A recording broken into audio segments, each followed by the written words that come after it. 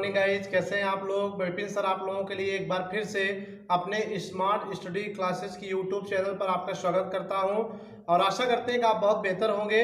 आज से जैसे कि आपको पता है नवरात्र का भी शुभारंभ हो गया है और आज 17 अक्टूबर हो गया है। लगभग आपका टाइम भी क्या हो रहा है, धीरे धीरे क्या हो रहा है, परीक्षा जो है नज़दीक आ रही है। ठीक है, तो कहीं ना कहीं जो भी पीछे टाइम जा रहा है इसका सदुपयोग करें। हर आने वाले तय तारीख को आप कम से कम एक प्लान, एक रोजमर्रा पढ़ने का जो एक टाइम टेबल होता है उसको डिसाइड कर लें और अपने द्वारा बनाए गए टाइम टेबल से ही पढ़ें। ठीक है, किसी और के टाइम टेबल से बहुत ज़्यादा हो सकता है कि वो टाइम टेबल आपके अनुकूल ना हो, आपको और भी काम हो सकते हैं। तो इसलिए मैं आपको कहना चाहूँगा कि जो आज से नवरात्र लगा है, तो अगर आज से भी अब आप पढ़ना शुरू कर देते हो तब भी आपके पास काफ़ी टाइम है, बहुत कुछ आपको मिलेगा, अच्छा नंबर, अच्छा स्कोर परीक्षा में कर सकते हो। ठीक है, तो मैं आइए देखते हैं। जैसा कि मैंने कल आपको बताया था कि हमारा जो चैप्टर चल रहा था आनुवांशिकता एवं विभिन्नताएं अर्थात जेनेटिक्स एंड वेरिएशन, क्लास 12 के स्टूडेंट्स के लिए वीडियो दिया जाता है बायोलॉजी सब्जेक्ट के अंतर्गत। तो ये चैप्टर हमने कल सिंड्रोम के आधार पे खत्म कर दिया था। ठीक है, किसके आधार पे? सिंड्रोम। तो सिंड्रोम क्या है, क्लाइनेफिल्टर क्या है, टर्नर क्या है और डाउन सिंड्रोम क्या होता है, ये मैंने पिछले वीडियो में बताया और बहुत इंपॉर्टेंट है परीक्षा के लिए, इसलिए आप लोग उन वीडियो को जरूर से जरूर देखिएगा। ठीक है, और दूसरी चीजें इस पार्ट को खत्म करने के बाद अब जैसे आप कह रहे थे क्वेश्चन करवाइए सर क्वेश्चन, तो इस पार्ट के अंत में हम कुछ इंपॉर्टेंट क्वेश्चन हैं जो कि परीक्षा में पूछे गए हैं और आने की संभावना है, हम उन क्वेश्चन के बारे में आपसे कुछ डिस्कस करने जा रहे हैं। ठीक है, तो क्या डिस्कस करेंगे ये भी आप देखिए। यहाँ मैंने लिखा बेटा कुछ महत्वपूर्ण परीक्षा संभावित प्रश्न, यानी आपके परीक्षा में इस पार्ट से कुछ महत्वपूर्ण प्रश्न पूछे जाने की संभावना जो बनती है, जो क्वेश्चन परीक्षा में पूछे गए अभी तक वही बार बार अल्टर होकर रिपीट करते हैं, तो उन्हीं क्वेश्चनों में हम आपके बुक से उस क्वेश्चनों के बारे में डिस्कस करेंगे। ठीक है, आइए देखते हैं पहला क्वेश्चन आज का जो हमारा होगा कि आनुवांशिकता क्या है, अर्थात what do you mean about genetics और इनहेरिटेंस। मेंडल के स्वतंत्र अभ्यूहन का नियम की व्याख्या कीजिए।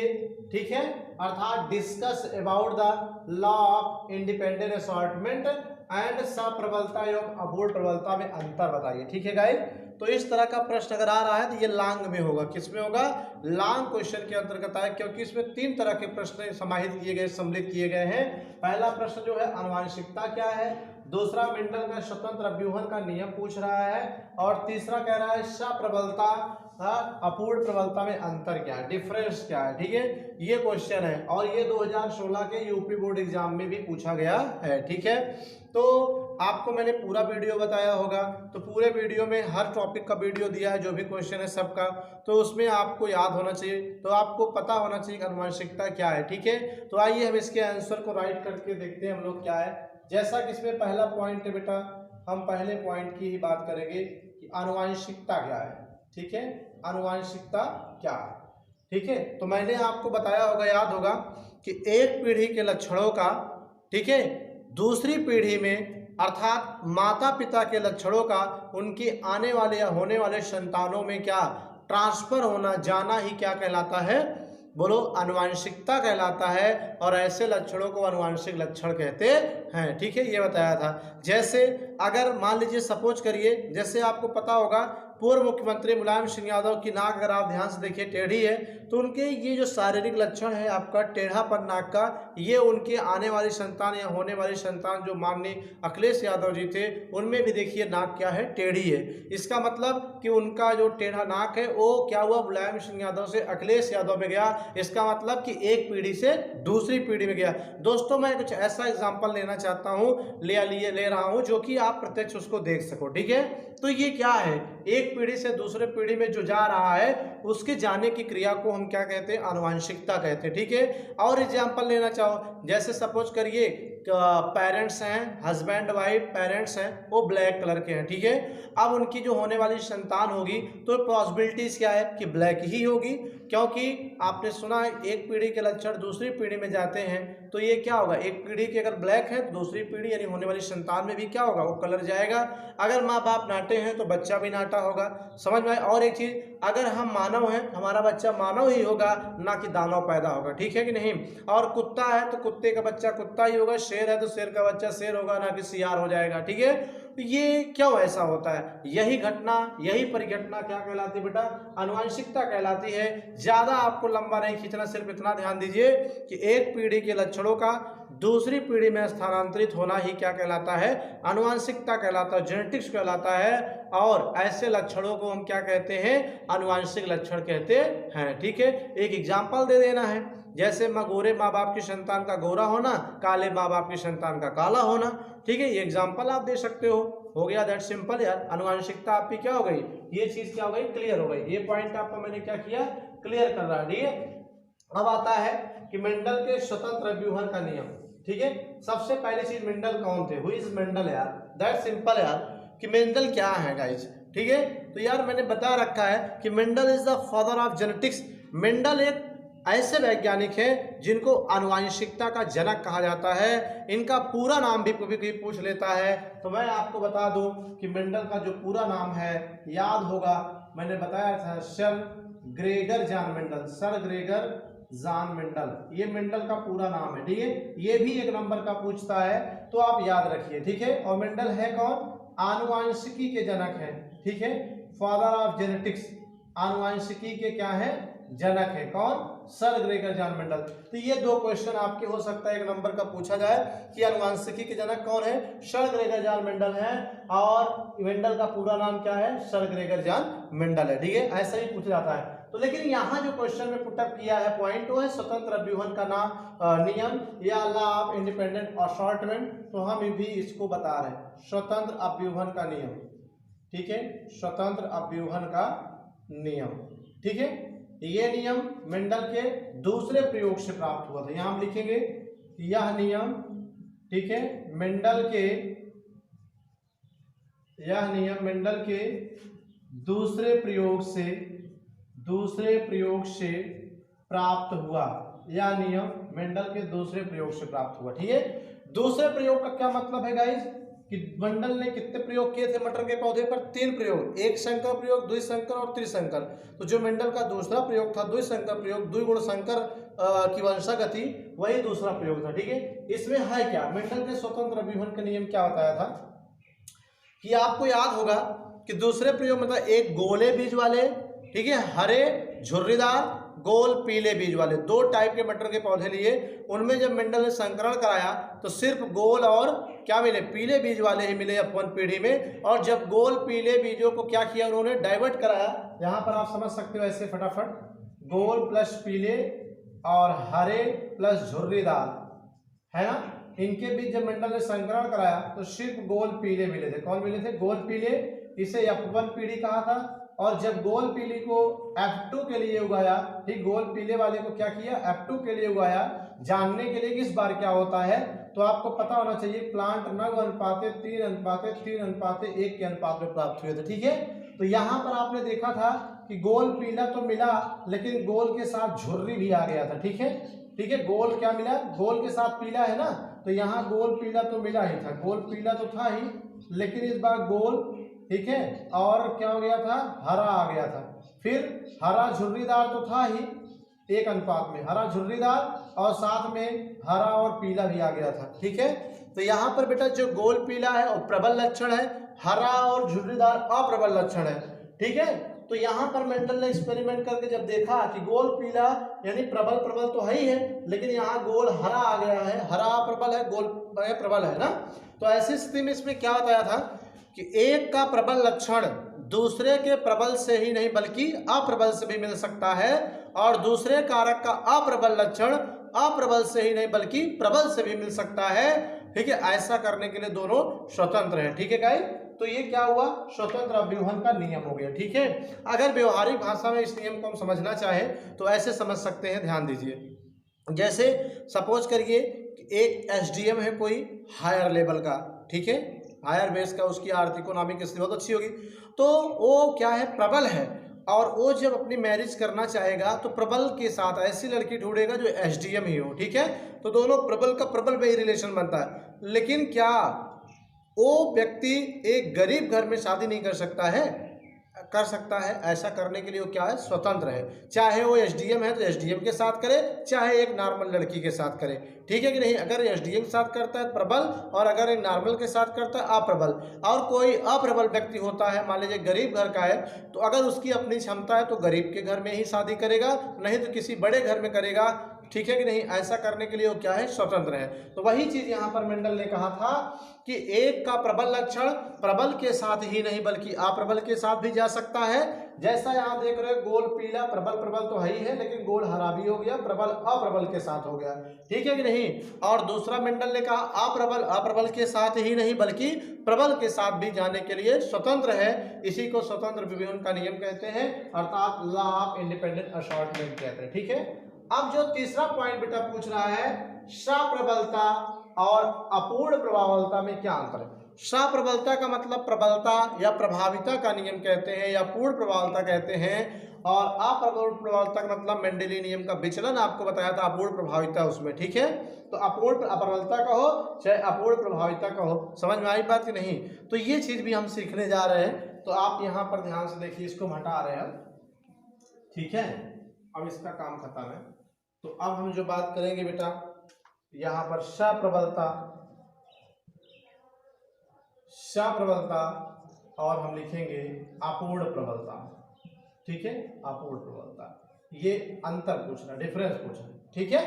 तो डिफरेंस इसमें क्या होगा, आप ध्यान से समझिए वीडियो को। सप्रबलता का मतलब ये हुआ कि जैसे मेंडल ने एक लंबे और एक बौने पौधे के बीच जब संकरण कराया, तो यह पूर्ण पीढ़ी में सिर्फ क्या मिला, लंबा पौधा मिला था, ठीक है, बौना पौधा नहीं मिला। तो यहां से मेंडल ने क्या कहा कि लंबापन प्रबल कारक है और बौनापन अप्रबल कारक, और जब दोनों साथ रहेंगे तो सिर्फ प्रबल कारक अर्थात लंबापन का ही प्रदर्शन होगा, बल्कि बौनापन सुप्त रहेगा, ठीक है।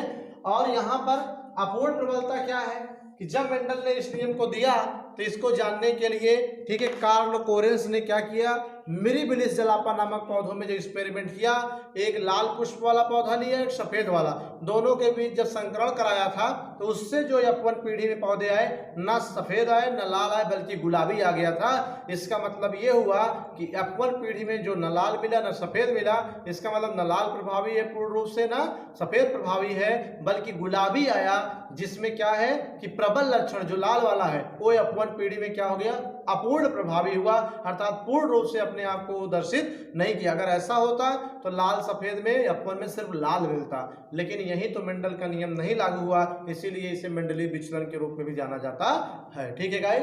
तो ये एक क्वेश्चन जो मैंने आपको भी बताया, तो इसको आप पढ़े भी होंगे, फिर से मैंने रिपीट भी कर दिया। अब इसी क्रम में हम चलते हैं दूसरे क्वेश्चन की ओर। अब हम आपको दूसरा क्वेश्चन यहाँ पे दिखाने जा रहे हैं, ठीक है गाइस। दूसरा क्वेश्चन जो हमारा बन रहा है गाइस, आज का जो दूसरा क्वेश्चन है वो भी पेपर में बहुत पूछा गया, अभी इसी बार पूछा था, लिंग निर्धारण क्या है, मानव में लिंग निर्धारण बताइए। मैंने इसका वीडियो भी दिया है, तो आई होप समझ गए होंगे आप लोग लिंग निर्धारण क्या है, ठीक है। इसकी मानव में, ठीक है, रूपरेखा समझाइए, मानव में रूपरेखा समझाइए, ठीक है गाइस, ये आपको हो गया। तो यहाँ पर हम उत्तर लिखते हैं कि मानव में रूपरेखा समझाइए क्या है, ठीक है। तो सबसे पहले लिंग निर्धारण क्या है। लिंग का मतलब यहाँ पर बेटा संतान से है, ठीक है। लिंग का मतलब होता है स्त्रीलिंग या पुल्लिंग, यानी लड़का या लड़की, यानी संतान से संबंध है। और निर्धारण का मतलब तो आप समझ ही रहे हैं, डिसाइड होना।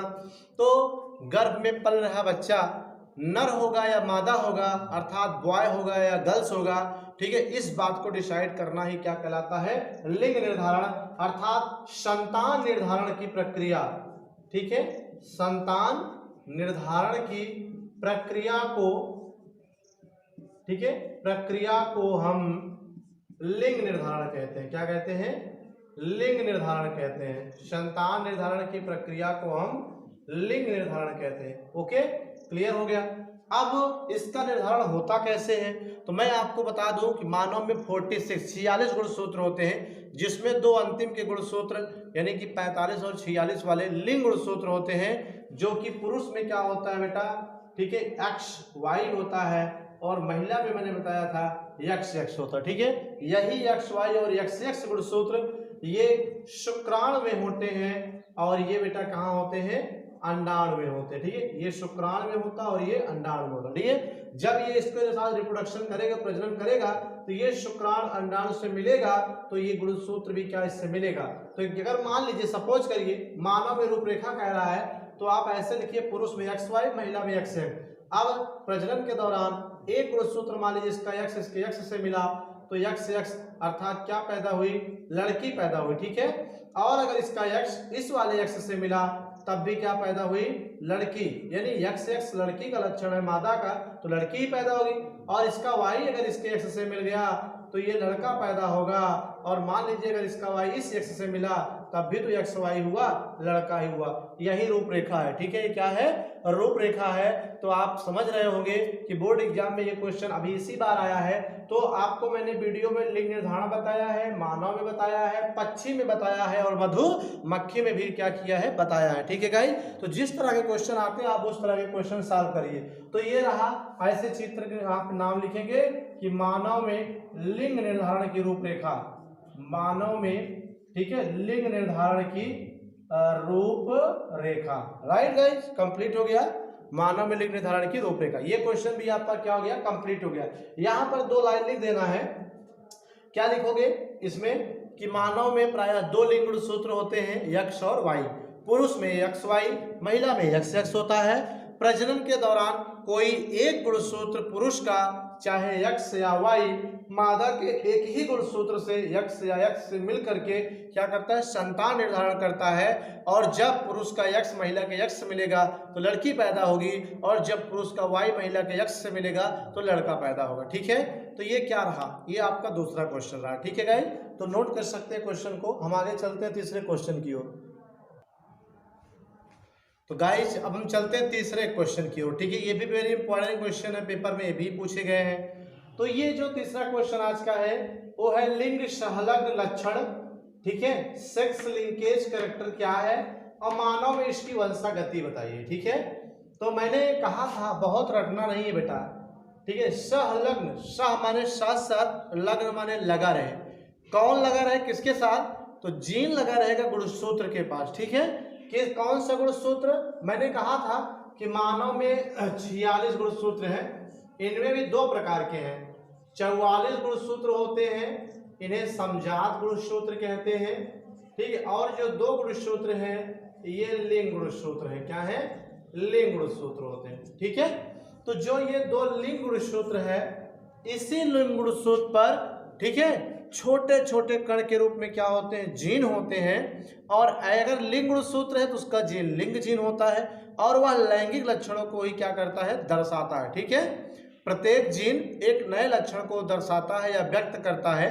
तो लिंग गुणसूत्र है, उस पर जो जीन है लिंग जीन होगा, तो उसका जो लक्षण होगा भाई वो लैंगिक संबंधित ही होगा, ठीक है। लेकिन कभी कभी क्या होता है कि लिंग गुणसूत्र पर लिंग जीन के अतिरिक्त अन्य कोई जीन या कायिक जीन भी पाए जाते हैं, ठीक है। तो ऐसे जीनों को हम लिंग संलग्न जीन कहते हैं, और इनके जो लक्षण होते हैं, इन जीनों द्वारा जो लक्षण दिखाए जाए उन्हें हम लिंग संलग्न लक्षण कहते हैं। और इन लक्षणों का ये दूसरी पीढ़ी या संतानों में जाना ही लिंग संलग्न वंशागति कहलाता है, ठीक है। तो मैंने लिखा है, बताया भी था कि लिंग संलग्न लक्षण क्या है, कि मानव में लिंग गुणसूत्र पर, ठीक है, लिंग गुणसूत्र का मतलब आपने पढ़ा ना, XY 2 होता है, महिला में XX होता है। तो लिंग गुणसूत्र पर लिंग जीन के अतिरिक्त अन्य कायिक जीन, यही पॉइंट इंपॉर्टेंट, अन्य कायिक जीन भी पाए जाते हैं, तो उन्हें लिंग संलग्न जीन कहते हैं। और ऐसे जीनों के जो लक्षण होंगे उन्हें हम लिंग संलग्न लक्षण कहते हैं, और इनका संतानों में जाना ही लिंग संलग्न लक्षणों की वंशागति कहलाती है, ठीक है। तो अब ऐसे लक्षणों में कौन कौन से लक्षण आते हैं, वरानता और हीमोफीलिया। और ये लक्षण मैंने बताया था, याद होगा वीडियो में, एक रोग के रूप में होते हैं जो संतानों में जाने का कार्य करते हैं। समझ में आई बात कि नहीं, एक रोग के रूप में होते हैं, ठीक है। तो अब जैसे इसमें पूछा कि लिंग संलग्न 2 लक्षणों का नाम बताइए, तो ये वर्णांधता और हीमोफीलिया, ये लिंग संलग्न लक्षणों के क्या है बेटा, उदाहरण होते हैं, ठीक है। अब वर्णांधता क्या होता है ये भी मैंने बहुत अच्छे से बताया है, आप भूलोगे नहीं अगर थोड़ा सा भी वीडियो को ध्यान से देखिए। और हीमोफीलिया क्या है, दैट सिंपल, एक बार मैं रिपीट कर देता हूं। वर्ण मीन्स होता है बेटा कलर, ठीक है, कलर का मतलब रंग। और अंधता माने होता है ना पहचानना, ना पहचानना, और रंग में खासकर लाल प्लस हरा। ओके, तो लाल और हरे रंग को ना पहचान पाता कोई व्यक्ति अगर है तो ऐसी स्थिति को हम वर्णांधता कहते हैं। ठीक है, अर्थात जब कोई व्यक्ति लाल व हरे रंग में अंतर ना कर पाए तो that is called the colour blindness, उसी को वर्णांधता कहते हैं। ठीक है कि नहीं, ज्यादा रटना नहीं है, इसे निकालना वर्ड मींस कलर अंधता माने ना दिखना, खासकर लाल और हरे रंग में जब कोई भेद ना कर पाए इसे वर्णांधता कहते हैं। ठीक है, और एक चीज, जो ये लिंग संलग्न लक्षण वाले जीन हैं वो किस गुणसूत्र पर होते हैं? लिंग गुणसूत्र पर, लेकिन लिंग में भी एक्स और वाई है, किस पर होते हैं? तो मैंने आपको याद रखा बताया था एक्स गुणसूत्र पर होते हैं। किस पर? एक्स पर होते हैं। तो आप ये सच तो लिंग संलग्न लक्षणों के जो जीन हैं ये एक्स लिंग गुणसूत्र पर होते हैं। किस पे होते हैं? एक्स लिंग गुणसूत्र पर होते हैं, गुणसूत्र पर होते हैं। ठीक है, ये याद रखना है। ठीक है, अर्थात लिंग संलग्न लक्षणों का जो कैरियर होता है संतानों में ले जाने वाला वो कौन होता है? यक्ष वाला होता है, ना कि वाई वाला होता है। ठीक है, तो ये बात यहाँ पे क्लियर हो गई। अब बताओ किसी को वर्णांधता हुआ है तो रेल का ड्राइवर, कार का ड्राइवर, जहाज का ड्राइवर, ट्रेन का ड्राइवर, कलाकार, पेंटर नहीं बन सकता, क्योंकि यहाँ पर लाल हरे काम का ही क्या है? रंगों का काम होता है। भाई ट्रेन है, ड्राइवर को वर्णांधता, सामने लाल लाइट जल रही है रोकने के लिए, उधर से ट्रेन आ रही और इसको पता ही नहीं कि लाल जल रही, हरा कंफ्यूज हो गया, पता चला हरा समझ के ट्रेन लेके चला गया, उधर से ट्रेन आ रही तो एक्सीडेंट हो जाएगा ना। और कार का ड्राइवर, चूंकि ट्रैफिक पर भी यही लाइट रहती, इसलिए वर्णांधता के जो रोगी होते हैं, ठीक है, वो कार ड्राइवर, रेल ड्राइवर, जहाज ड्राइवर। क्वेश्चन ऐसे ही पूछ सकता है गाइस कि वह कौन सी बीमारी है जिसमें व्यक्ति को कार ड्राइवर, पायलट या जहाज का ड्राइवर या किसी और चीज का कलाकार या नहीं बनाया जा सकता है। ठीक है, कलाकार या फिर डिजाइनर नहीं बनाया जा सकता, आप बोलोगे वर्णांधता। ठीक है, अब इसमें 3 क्वेश्चन बताए थे कि यदि लड़का वर्णांध होगा, लड़की सामान्य होगी, उनकी शादी कर दिया, संतानों में क्या होगा? तो मैंने कहा था सीधा सीधा करिए, क्या करना था बेटा?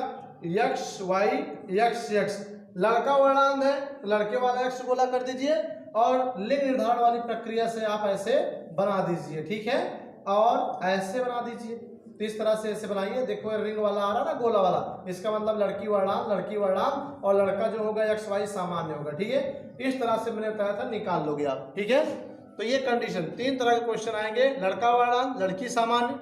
तो जो वर्णांध उसको गोला करके क्रॉस मल्टीप्लिकेशन करके आप लिंग निर्धारण द्वारा समझा दीजिए। और दूसरा, अगर मान लीजिए लड़का वर्णांध लड़की सामान्य है तब भी दिखाइए, दोनों वर्णांध हो सकते हैं, तब क्या संतानों रूपरेखा होगी, ये भी मैंने क्वेश्चन बताया। ठीक है, तो इस तरह के क्वेश्चन भी पेपर में गाइस पूछे जा सकते हैं, तो ये भी आपका एक क्वेश्चन है, आप समझ सकते हैं, नोट कर सकते। और दूसरा जो बेटा इसमें हीमोफीलिया की बात आई थी, हीमोफीलिया मैंने कहा हीमोग्लोबिन, ठीक है, हीमोग्लोबिन खून में होता है, अर्थात हीमोफीलिया क्या है? एक रक्त दोष है। रक्त दोष मतलब रक्त संबंधी दोष है, जिसमें अगर मुझमें हीमोफीलिया हुआ है तो मुझे कहीं कट जाता है, गंभीर चोट या ऑपरेशन वगैरह कहीं पर कट जाता है, तो खून का बहना एक आम व्यक्ति की तरह हमारे शरीर में बंद नहीं होता है। लंबे समय तक खून बहना अगर उपचार न किया जाए तो आदमी मर भी जाता है, और ऐसा दोष जो है हीमोफीलिया कहलाता है।